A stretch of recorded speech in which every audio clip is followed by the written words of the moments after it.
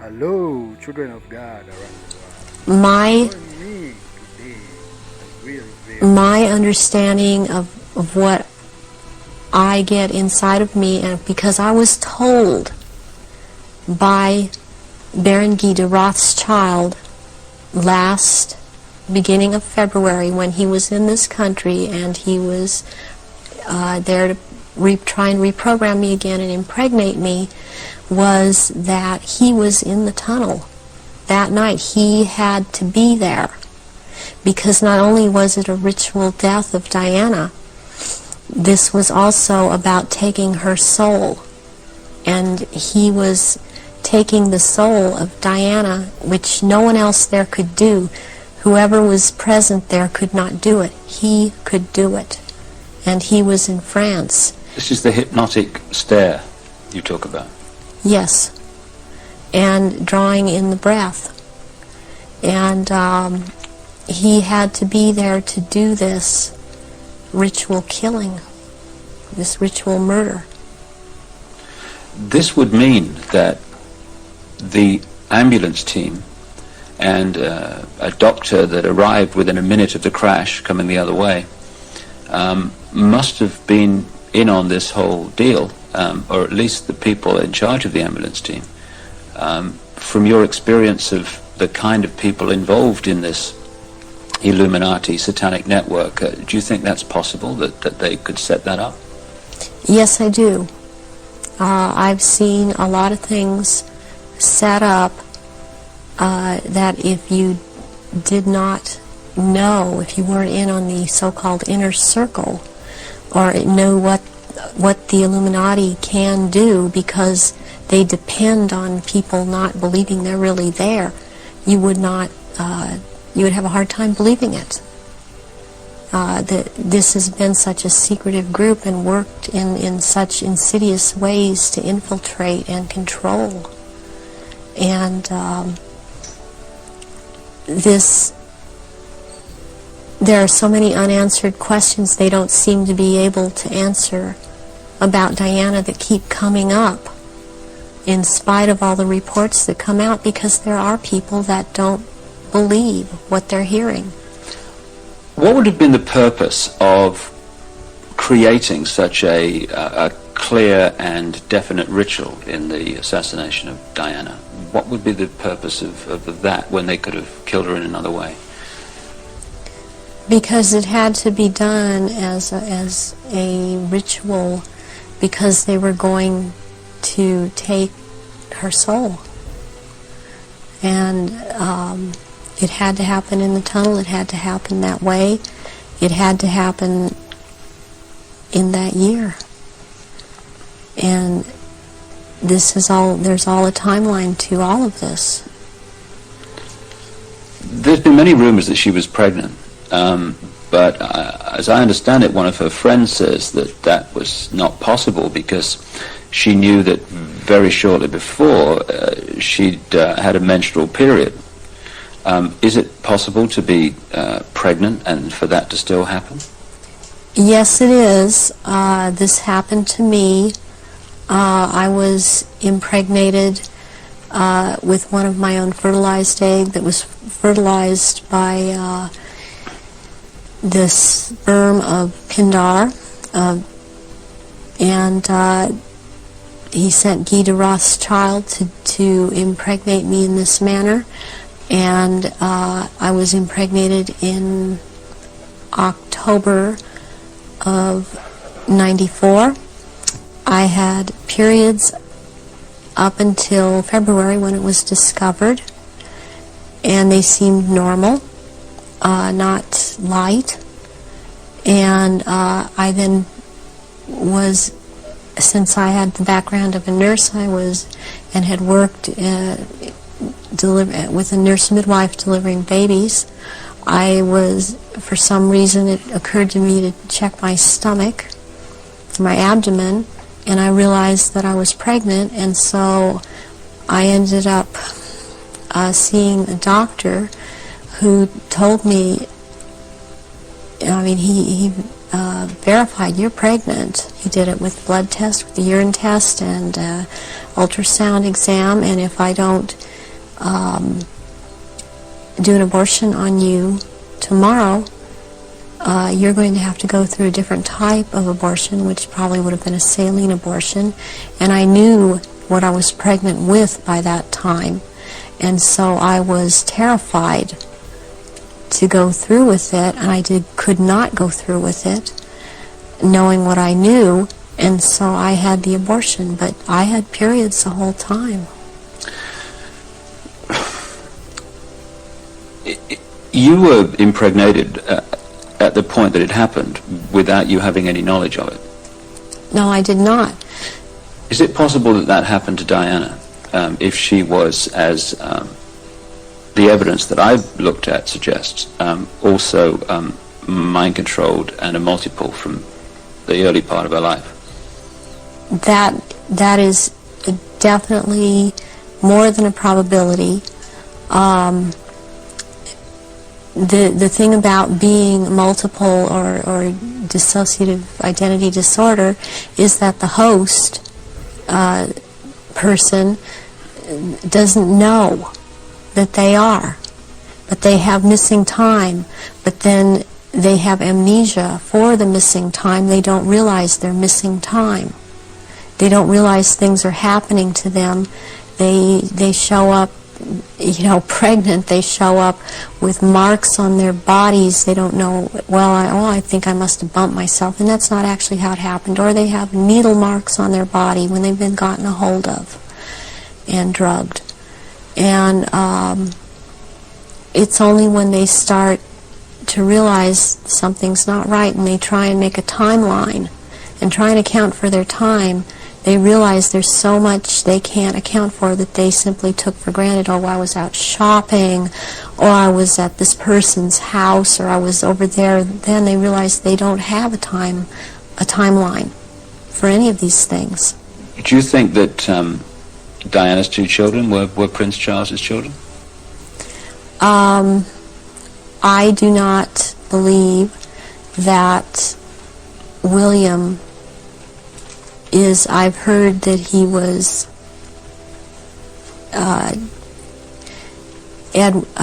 Charles's son. I've heard about someone else, and I believe that it was neither. I believe that this child of Prince William is the son of Pindar, and she was impregnated, and she did not realize that. When you look at the ritual nature of all that, you've got Osiris, it would seem, symbolized by dirty fire. You've got Isis, symbolized by Diana.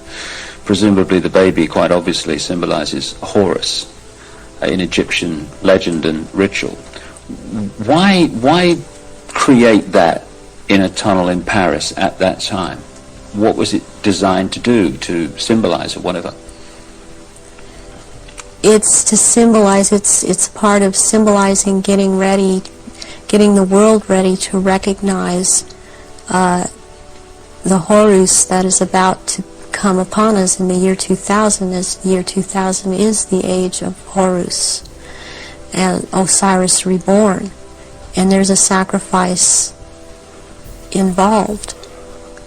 And the sacrifice is the mother, and the sacrifice is this child. And yet it involves another child who yet lives by the same mother. And you're talking about William? Yes, I am talking about William. What would have happened to Diana in your experience of the ritual, and what would have happened to the unborn child after the events in the tunnel in Paris? That Diana left the tunnel dead. She didn't leave that tunnel alive.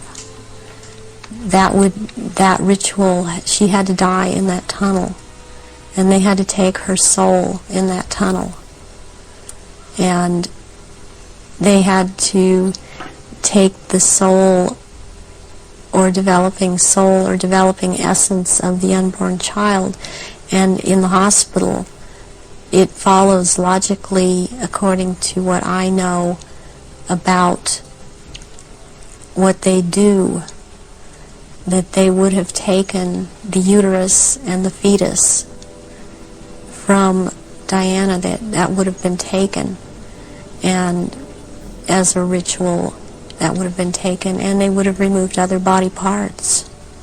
And done what? Distributed them for high Illuminati members to consume, because this is a ritual sacrifice. Some strange things happened after that. Strange things happened all the way through it. But suddenly the decision was made that she would not be buried in the local church where she wanted to be buried, but on an island among the trees in a lake at Althorpe Park. And Earl Spencer, her brother, claims through a dream he was inspired to put 4 black swans on the lake. Therefore, from your, again, knowledge of the ritual, what does all that mean? Why do that? Because 4 black swans have to do with 4 directions, 4 seasons. They have to do with sealing something for all eternity. To have 4 of something black, like that swan's figure in Celtic mythology, quite a bit in the Druid mythology.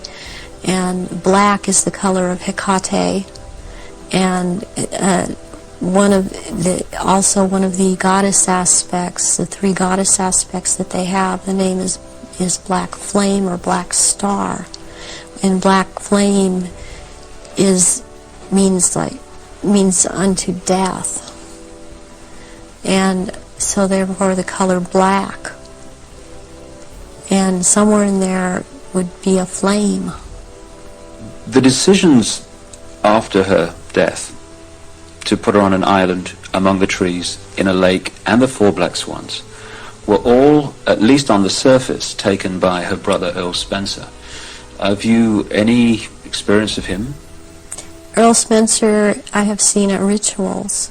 He's definitely tied into it. Her family has been part of this. She has this bloodline. I have not seen him shapeshift, but he's tied into it. You've seen him at rituals in Yes, which I have. sacrifices took place? Yes, I have. What about her father? Any knowledge of him? Her father was present at rituals. Her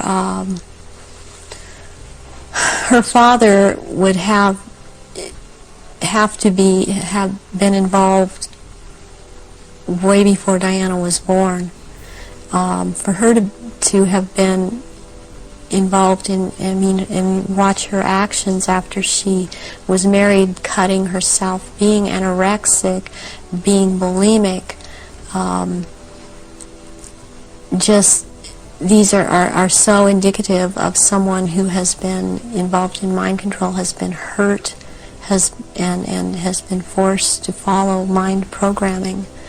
That this would have started when she was a little child, and her father would have been involved. So if they got her into this mind control stream from birth, presumably they would have been able to shape events right from that point to the 13th pillar. Yes. Yeah, they would have. When somebody becomes what we call multiple personality disorder or dissociative identity disorder, there are many programs that are induced, that can be induced at any point. I mean, you've got the machinery in place when they're a very small child, and as they're grown, they can install programs at any point and have different parts hold these programs, and they can be made to do just about anything. They're taught things such as red light is a green light, go through the light. They drive faster than they realize they're driving. They are able to memorize or see, just glance at something and right away just pick what the point is that they're going after for some reason, or they can memorize phone numbers in just a glance. The car hit the 13th pillar, driven by Henri Paul, who was missing for 3 hours that night, a man who's been connected to both British and French intelligence. Given the obsession with the number 13, it seems beyond coincidence that with all those pillars in the tunnel, it hit the 13th. Is it possible to mind control someone like Henri Paul so that at speed they could pick out the 13th tunnel, the 13th pillar? Yes, yes, it is. He also, it's very, very possible that he was drugged and programmed in the time he was missing. It's possible for him to have taken medication but not have it affect him at all. Does that include alcohol? Alcohol also, yeah. And then maybe later or not, it would affect him, depending on if that's what the program was, for it to affect him. But it might not affect someone at all. I've been through this myself, so I know this to be true. And what happened to you in this instance?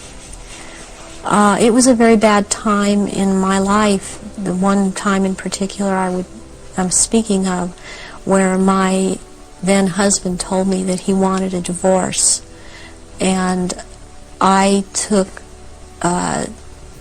approximately 8.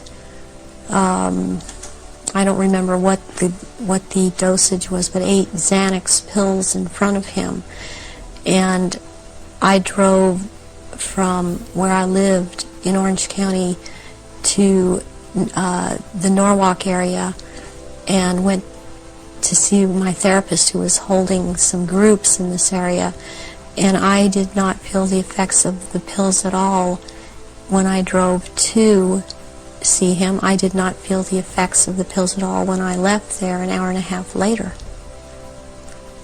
And I had no car accidents. I was not stopped. My driving skills were very good. And I've seen this happen with other people that have had the mind control programming and this DID, and you just swallow up medication and one part holds on to it and it does not affect the body. So if you're in a compartment that is not connected to taking the pills, you're not affected by it. But if you were put into that compartment that took the pills, if you like, you would be affected by them. Yes, and you can also have, what they can do with you is have a whole bunch of alters or parts lined up that, okay, you will be out from this point to this point, and then you, this next part, will be out at this, from this point to this point.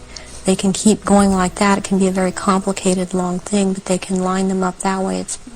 That's the way the programming goes. Do you think this could explain the apparent mystery of a alcohol reading of Henri Paul that was equivalent to 8 Scottish on an empty stomach, while the video evidence of the Ritz Hotel security cameras is that this was not a man in the minutes before he drove Diana into the tunnel that was in any way at that level of drunkenness? Yes, that can very well explain it.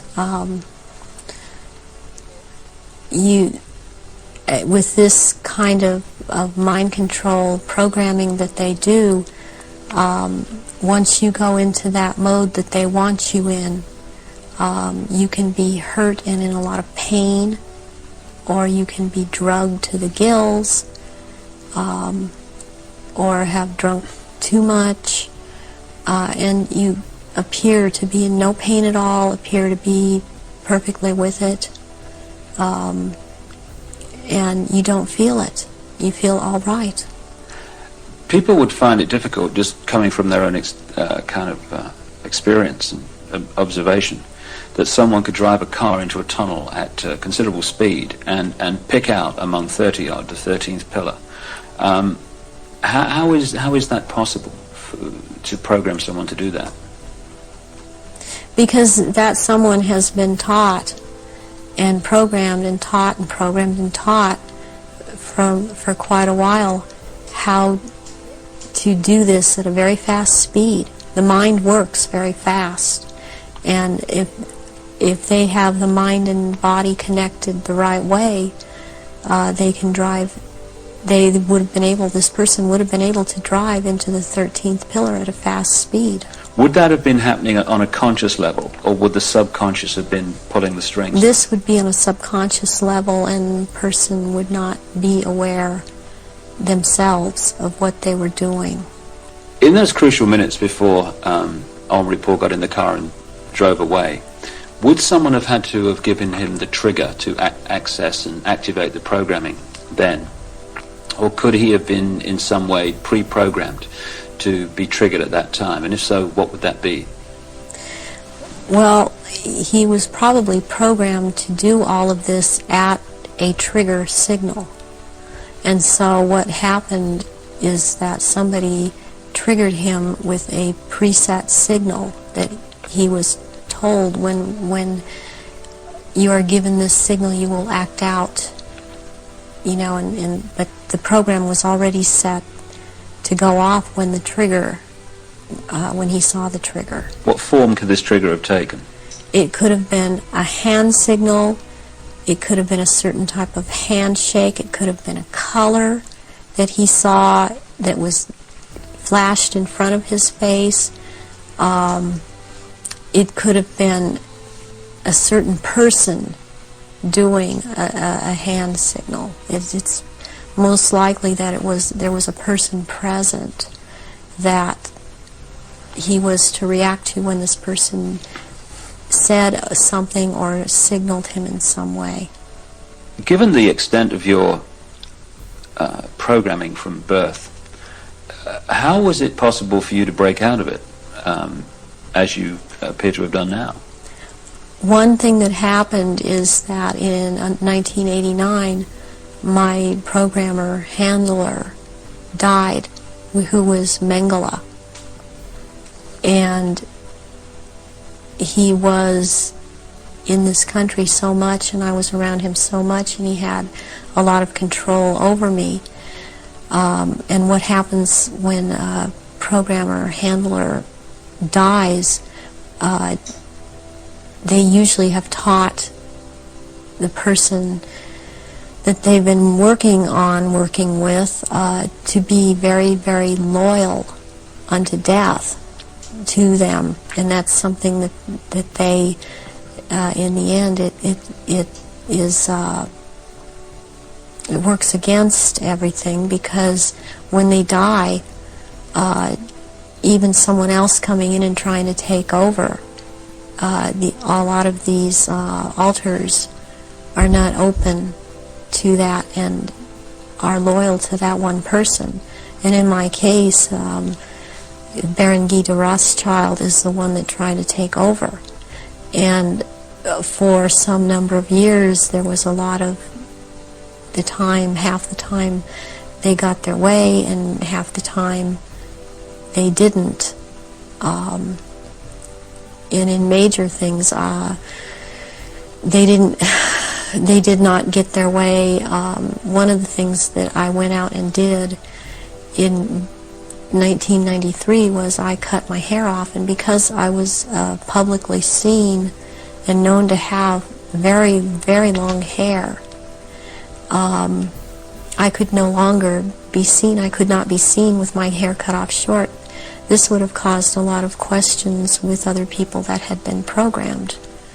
And they still tried to carry on with other parts where I wouldn't have to be publicly seen, because they still consider me to hold this status, and they still consider me their property.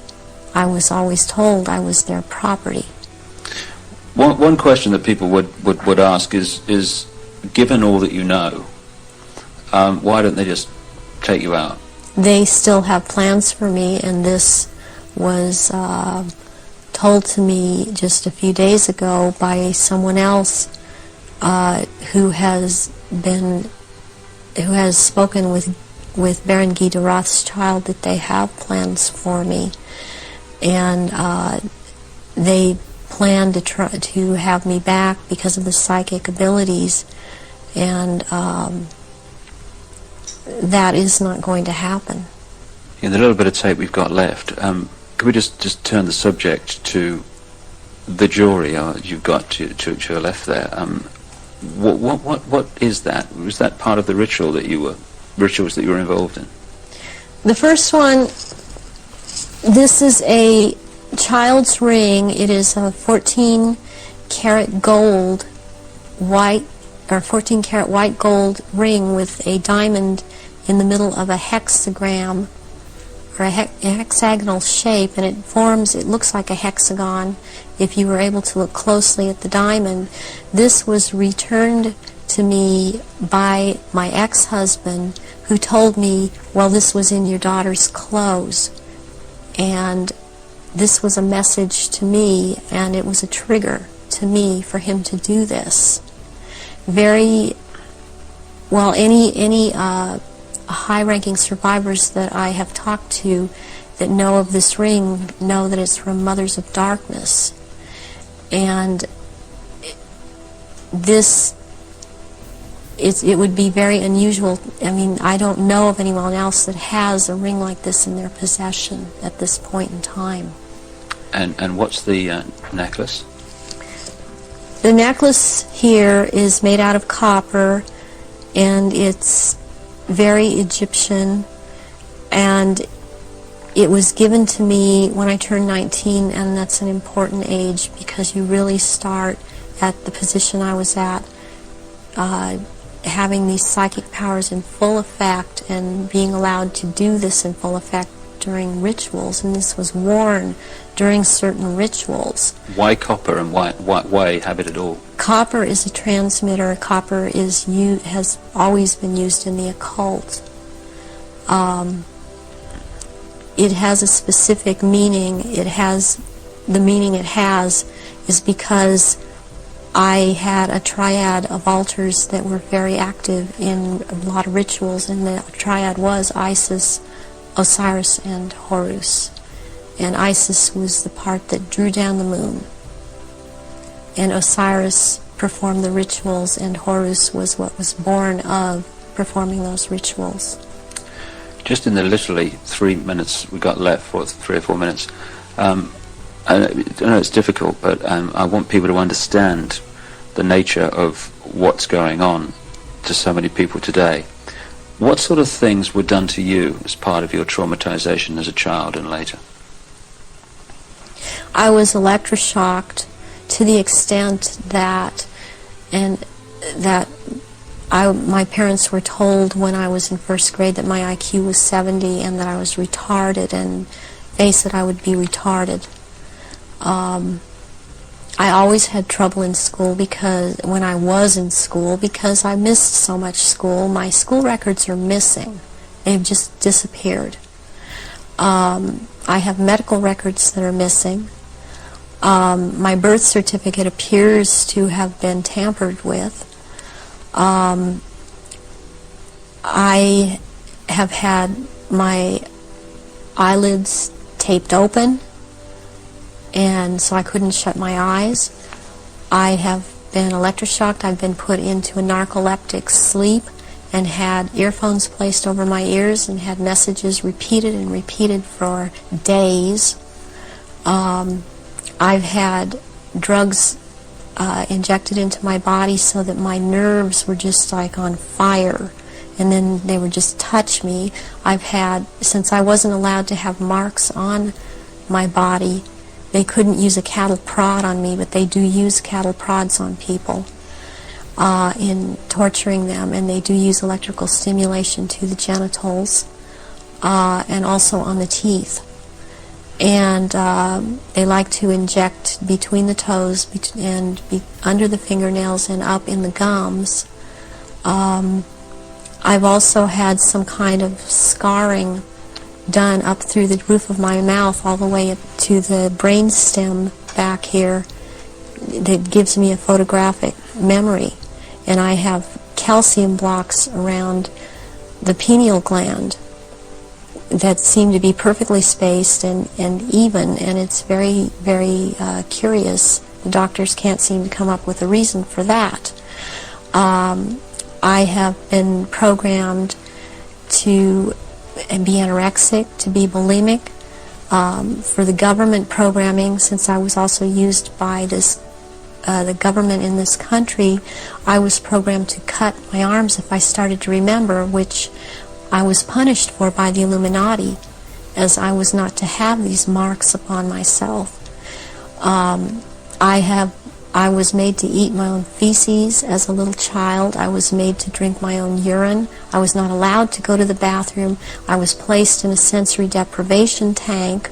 I had my shoulders, my knees, my toes, and my fingers, my elbows dislocated and then put back into place when they wanted me to be traumatized.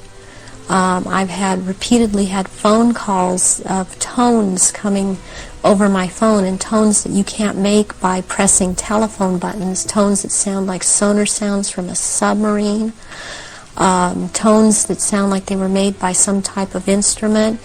And I have had directed energy used on me, ELF, low frequency electric waves used on me, microwave energy.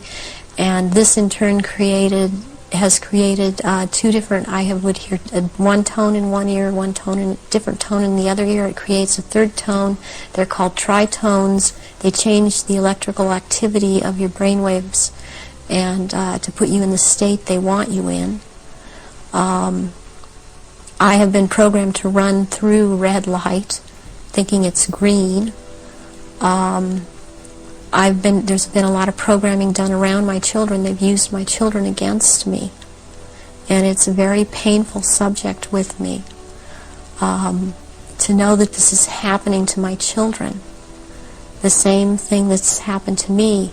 It's hard. It's easier. I don't know if I can make people understand this. It's easier for me to have, okay, I can handle that I went through this. And what I want most is to expose these people because of what they're doing to children all over. But they're doing it to my children too. And my daughter believes I've abandoned her. My son believes I abandoned him. And they don't have hope when they're children. They don't have hope when their mother's taken away from them and they're told that their mother just left them.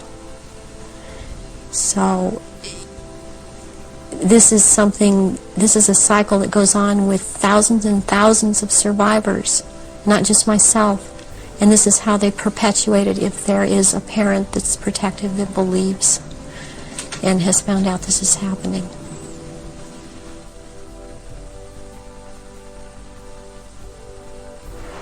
The astonishing revelations of Arizona Wilder, a very, very brave lady who's chosen to stand up and be counted. And only by enough people doing that is this nonsense and this manipulation going to be brought to an end, as it is in the next few years. Well, we've come to the end of our little tour of the centre of global control, and we're here now outside the Houses of Parliament in London, the so-called mother of parliaments, because of course it has provided the blueprint for so many other so-called democracies all around the world. When in fact it's just another vehicle for the one-party state that is relentlessly turning out legislation advancing this global centralization agenda. Not a place of democracy at all, a place for legislating the agenda into reality. Well, you've heard the information and possibly read it in The Biggest Secret at greater length also. The question is, what are we going to do about it? That's entirely up to you as an individual and me as an individual. As someone once said, what you think of me is none of my business, and it's not.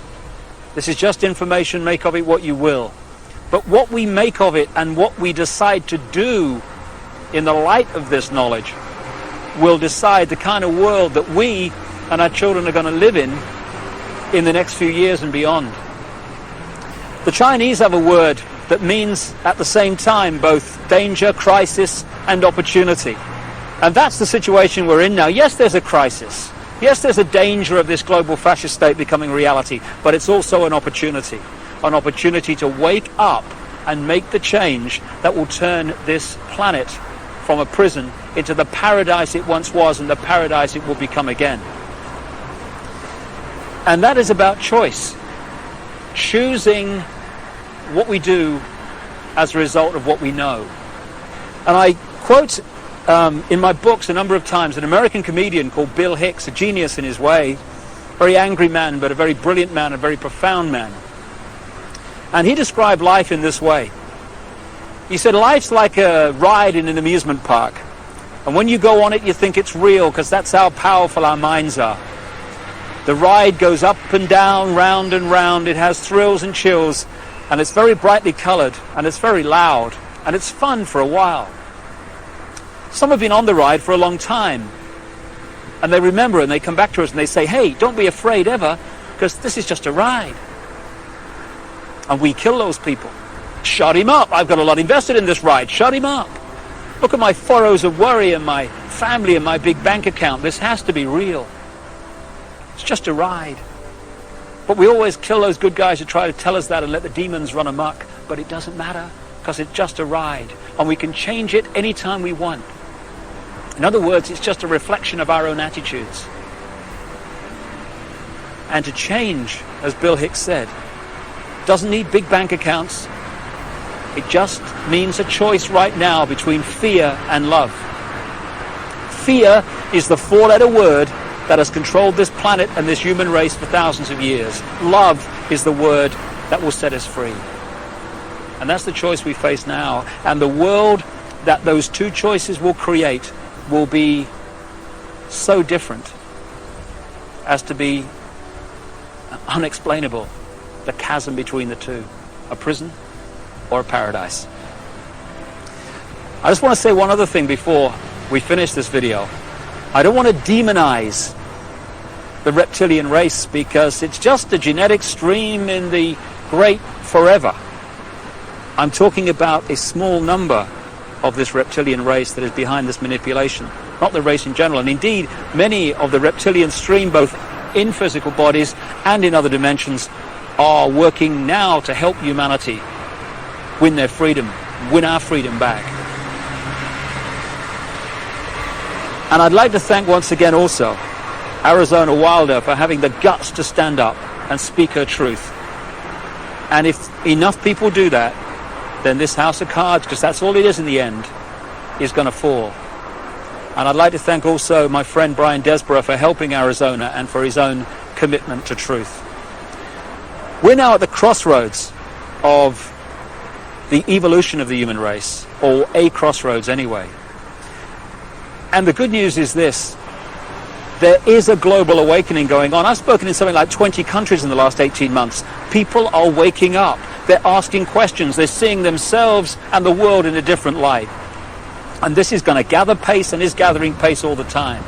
And it's this transformation of human thought and perception that is going to bring the change that we've dreamed about for so long.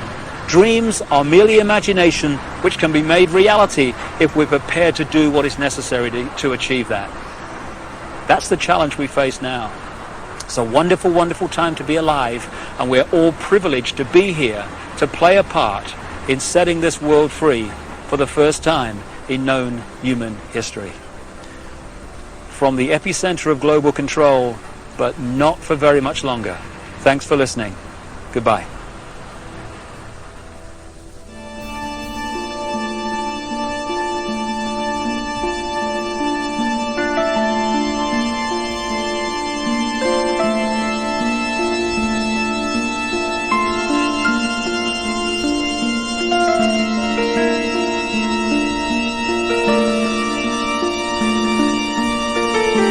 the military to so give their mind away that when someone in a peak cap says, shoot this group of people, then without saying, well, why, or what have they done to me, or whatever, it's all over. Yes, sir, yes, sir. The yes, sir mentality, mind control. And if those people had a drink with the opposition, the opponents, the enemy, they'd probably get on fine. But they don't get to that stage, because when the peak cap says shoot, they shoot. They are mind controlled. And this is what the military is about. So you have mass mind control, you have individual mind control, and I'm just going to now walk just around the corner from here and take you to the headquarters of global mind manipulation.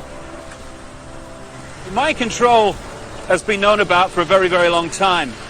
And to understand many of the things that Arizona will be talking about in the interview, you just need to explain one of the fundamental techniques of mind control. It's called trauma-based mind control. There is a mechanism in the mind that shuts out the memory of trauma. You know when you have a car accident and you can't remember what happened before, the trauma of the actual accident and immediately afterwards? That's because the mind puts an amnesic barrier around trauma. Now that's very, very good, because obviously we don't want to keep reliving and re-remembering severe trauma like accidents and horrors of that kind. But this they began to understand massively in the concentration camps of Germany under the guy known as Joseph Mengele, the angel of death, the infamous mind manipulator and geneticist.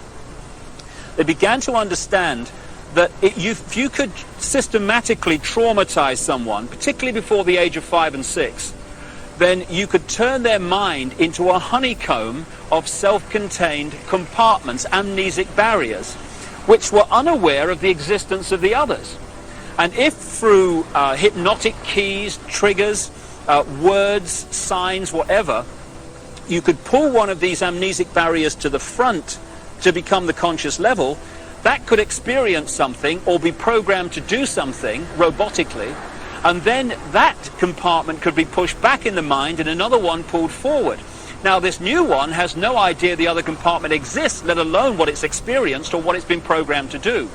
This has become known as multiple personality disorder, or DID, dissociative identity disorder, which is much more appropriate. And for short, these people are known as multiples. And this is some of the terms that Arizona will be using in the interview. Now, we've reached a point here, if we just turn around, of the headquarters of the Global Mind Control Network. This is the Tavistock Institute in Tabernacle Street, 30 Tabernacle Street in London. It was this network, and is this network, that coordinates the mind control program around the world, both on a mass and individual level. The background to this organization is this. It used to be part of the British military psychological warfare department, appropriately, and it was developed by a guy called Dr. John Rawlings Rees. And other parts of the network were established around the world. Stanford in America is one of them. And together they coordinate the mass mind manipulation of the human race and mind program people on an individual level. Just to give you an idea, these mind control people are overwhelmingly those that do the assassinations. Why is it always a lone nutter that's responsible for assassination? So people say, oh, he was just a nutter. No conspiracy, no more investigation necessary. Why is it that the same psychological profile keeps turning up all over the world with guns, going crazy with guns in the street, killing people, creating problem, reaction, solution situations in which legislation comes through and is introduced as a result of those horrors? Interestingly, Martin Bryant, the man who went crazy with a gun in Port Arthur, Tasmania, just happened to be treated by a guy called Dr. Eric Cunningham Dax. Now, Cunningham Dax was the Tavistock Institute representative in Australia and a close associate for decades of Dr. John Rawlings Rees that sent the whole